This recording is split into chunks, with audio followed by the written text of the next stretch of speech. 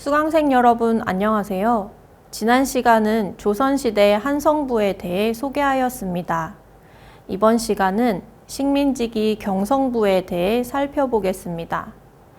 엄밀하게 말하자면 조선 이후 대한제국이 건설되면서 조선과 식민지기의 중간에 존재했습니다만 일제의 영향이 점차 커지던 상황을 고려하여 일부 내용을 식민지기 경성부 강의에 삽입하였음을 미리 양해 바랍니다. 조선에서 대한제국을 거쳐 식민지기에 들어서면서 한성부는 경기도에 속한 경기도 경성부로 행정구역이 변경됩니다. 1910년 식민지기가 시작되면서 한성부의 행정구역 범위, 즉 도성 안과 도성 밖 성저심리가 경기도 경성부로 명칭이 바뀌었다가 1914년 경성부의 행정구역이 도성 안과 도성 밖 일부 지역만 포함하는 범위로 대폭 축소되고 1936년 청량리와 영등포를 포함하는 범위까지 다시 확대됩니다. 이 기간 동안 경성에는 어떤 변화가 있었는지 살펴보도록 하겠습니다.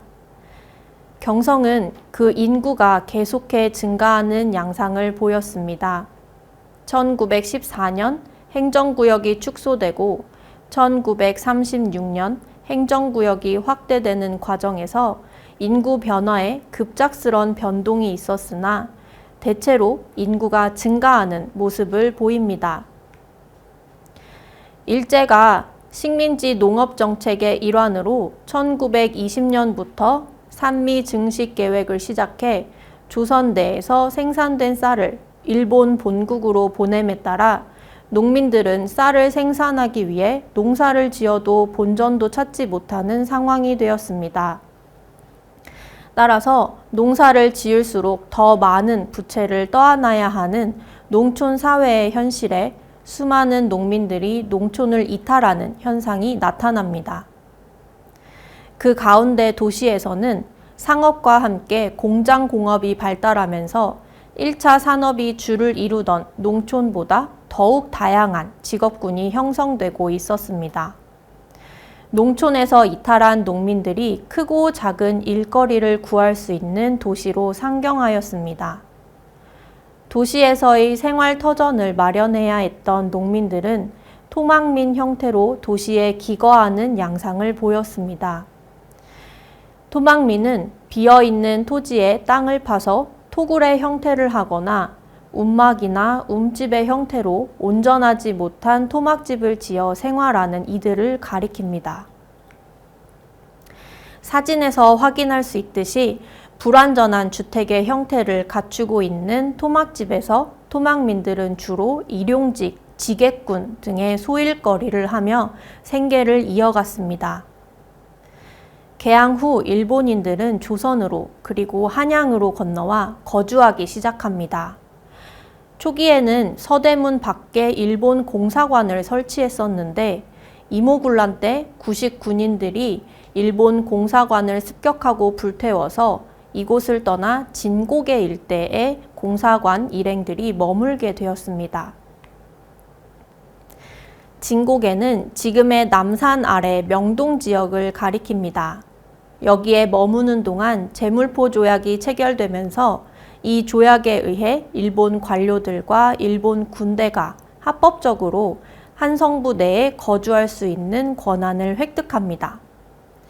이 사람들이 거주함으로써 이들의 생활에 필요한 일부 몇 명의 상인들까지 거주를 허용하며 약 40명의 일본인들이 정착해 생활하기 시작했습니다. 그러나 계속해서 민가에 머물 수는 없으니 종로 북촌 지역 교동에 일본 공사관을 설치했습니다만 이것 또한 갑신정변 때 불타버립니다. 정변 후 한성조약을 체결해 일본은 이에 대한 보상을 요구했습니다. 이때 일본은 남산 일대로 공사관과 영사관 부지를 얻게 되어 진고개 일대에 일본인들의 거류지를 형성할 수 있었습니다. 그리고 점점 그들의 영역을 확대해 갔습니다.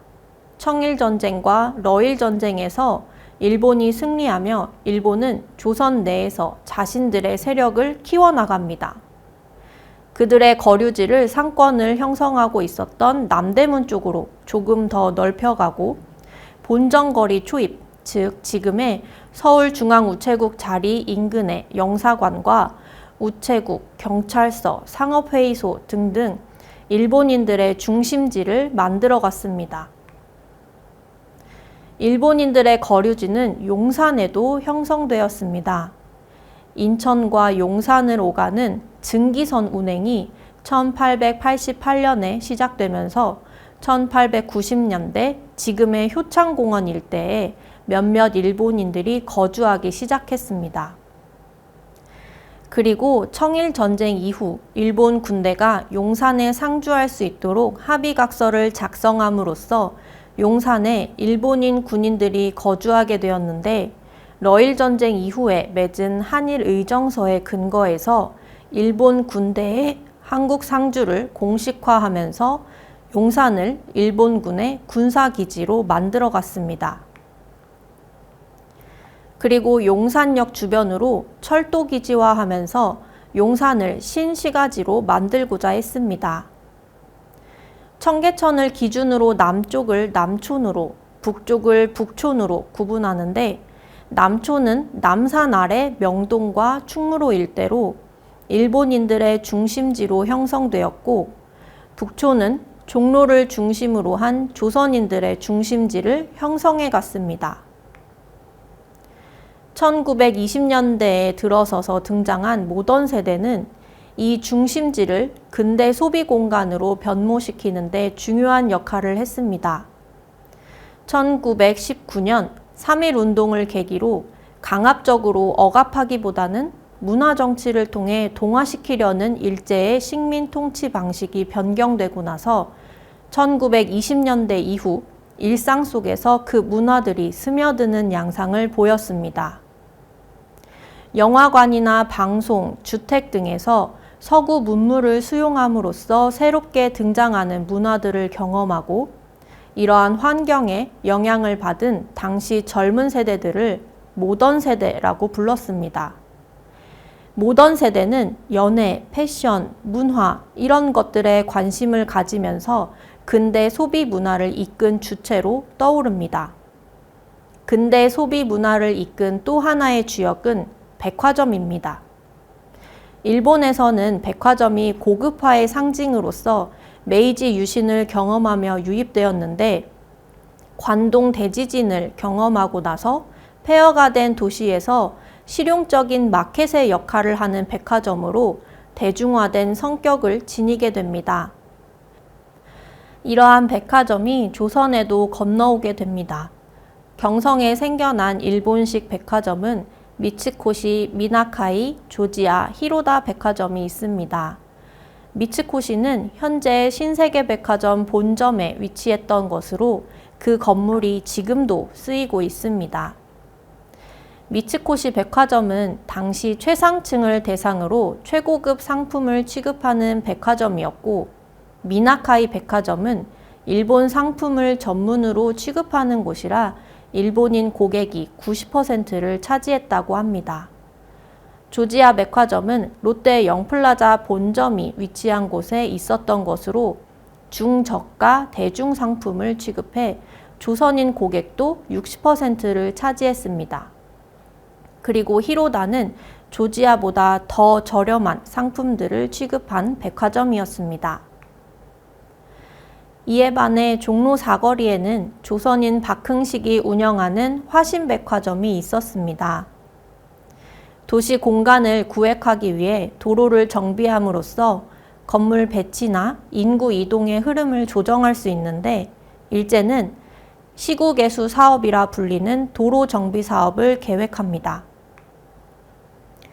대한제국 시기에도 고종이 머무는 경운궁을 중심으로 도시 구조를 변경하고자 치도 사업의 일환으로 계획된 적이 있었는데 본격적으로 실행하기 전에 통감부가 들어서며 일제가 일부 실행한 바 있습니다.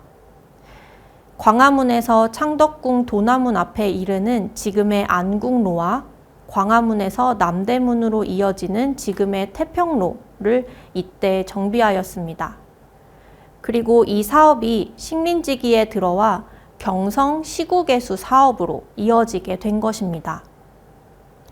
1912년 발표한 시구개수 계획안에는 두 가지 큰 특징이 있었습니다.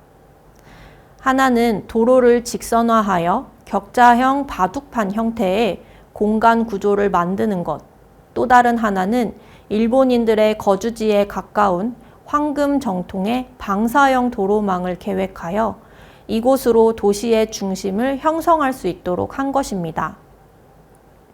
1915년에 경복궁 안에서 개최되는 조선물산공진회를 앞두고 도성 밖에서 경복궁으로 이어지는 주요 도로에 대한 정비 사업이 우선적으로 시행되었고, 황금 정통을 중심으로 만들고자 했던 계획은 결국 시행되지 못하고 사라졌습니다. 공진회 이후 일제는 1919년 수정된 시구개수 계획안을 발표했습니다. 이번 계획안의 목표는 첫째, 경복궁 앞을 경유하는 도심부 순환선을 만드는 것. 둘째, 용산과 마포로 연결되는 외곽 노선을 정비하는 것이었습니다. 1926년에 경복궁 안에 조선 총독부 청사가 완공되어 남촌에서 북촌으로 행정력이 이동하는데, 경복궁 앞으로 연결되는 도심부 순환선은 이를 염두에 둔 것이었고, 점차 경성으로 집중되는 도시 기능들을 용산과 마포 방향의 외곽으로 분산하면서 도심부와 외곽을 원활하게 하기 위한 계획이었습니다. 종로도로 개수와 일본인의 북진, 집을 헐고 2층 못 짓는 조선인, 할 수 없이 일본인에게 판다고. 최근에 이르러 그들은 총독부가 경복궁으로 옮길 시일이 가까워짐에 대경성의 미관을 위한다는 이유로 종로 일대의 큰 거리를 개수하기 시작한 지 이미 오래되었는 바, 이제 이 종로통 도로 개수에 따라 그 양측에 들어선 조선인의 상점과 가옥들이 간혹 도로의 폭을 넓힘으로 인하여 헐리어버리는 지경에 빠진 곳이 십수개소나 되는 중, 헐린 집터에는 역시 도시의 미관을 위하여 단층 집을 짓지 못하게 하고 반드시 2층 이상의 집을 세우도록 하였으므로 원래 경제력이 부실한 조선 사람이 그 집들을 헐고 과연 2층 이상의 고도를 세울 만한 자력이 있을지가 일대의 의문인 중, 요 사이 이에 따라 전하는 소문은 그 전부터 종로 큰 거리를 자기들의 수중에 넣고자 악한 수단을 두루 써오던 일인들이 이 기회를 놓지 않고 집을 헌 다음 기세양난에 빠진 조선인을 감언이설로 충동시켜 그 땅을 전부 자기의 수중에 넣고자 암중비약을 한다 하여 아직까지 조선인의 위태한 발을 붙이고 있는 종로의 거리나마 속절없이 저들 1인의 소유가 되고 말려 한다. 시구개수 사업을 통해 도시 미관을 정비할 수 있었지만 그것에는 양면성이 있었습니다. 총독부는 종로 거리에 시구개수 사업을 진행하면서 도로를 넓히는 과정에서 길가의 건물들을 부수는데, 이후 다시 짓는 건물들에 대하여 2층 이상으로 짓도록 했습니다.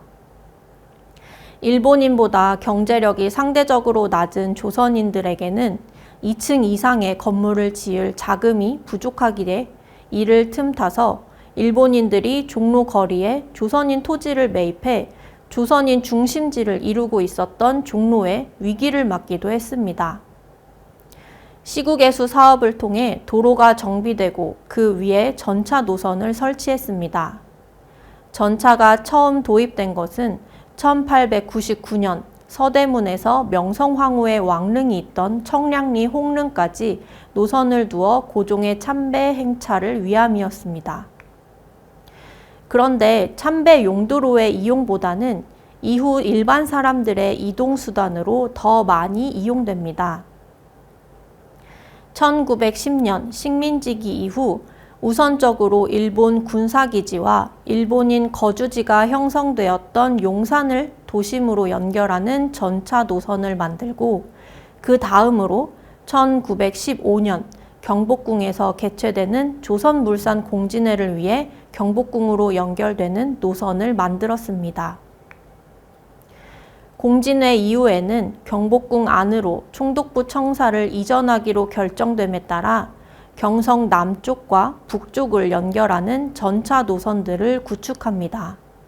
그리고 도성 밖으로 형성되는 교외 주택지들의 연결성을 위해 교외 전차선도 만듭니다. 1928년부터는 버스 운행도 시작했습니다. 전차 노선이 설치되지 않은 지역으로 버스를 운행하도록 했습니다. 1940년 전차와 버스 노선도를 보면 최대한 경성 전반에 걸쳐 교통시설을 구축하고자 하였음을 확인할 수 있습니다. 이번 시간에는 식민지기 경성부에 대하여 간략히 살펴보았습니다. 다음 시간은 현재의 서울인 대한민국 서울특별시에 대해 살펴보겠습니다.